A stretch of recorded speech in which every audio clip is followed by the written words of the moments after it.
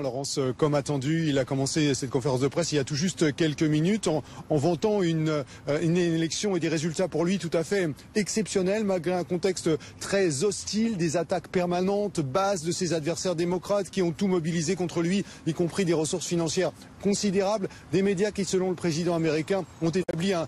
nouveau record dans l'hostilité systématique à son endroit et au total, des résultats qui sont, et c'est vrai d'ailleurs factuellement, meilleurs que ceux enregistrés pour des élections à mi-mandat 2 ans après l'arrivée au pouvoir de la plupart de ses prédécesseurs. Il a donc égrené ses résultats avec des références historiques, État par État, pour montrer à quel point il s'en était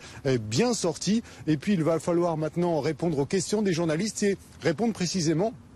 à cette perspective de cohabitation que vous évoquiez à l'instant, quelle va être son attitude vis-à-vis des démocrates qui vont évidemment essayer de lui mettre des bâtons dans les roues, qui vont évidemment enquêter sans doute sur les opérations financières de l'ancien promoteur immobilier qui est aujourd'hui à la Maison-Blanche, qui ont d'ores et déjà laissé entendre qu'ils allaient également s'intéresser à ses revenus, à ses feuilles d'impôts qu'il a refusé de publier pendant la campagne présidentielle, contrairement à la plupart de ses prédécesseurs. Sur tous ces sujets, évidemment, Donald Trump va se montrer toujours aussi combatif et nous dire qu'il est prêt à en découdre. Et si vous avez l'impression, alors que l'élection est passée depuis quelques heures maintenant, que ce président américain est toujours en campagne, eh bien vous avez parfaitement raison, car d'une certaine manière, avec cette conférence de presse, c'est sa campagne présidentielle pour 2020 que le président américain est d'ores et déjà en train de lancer.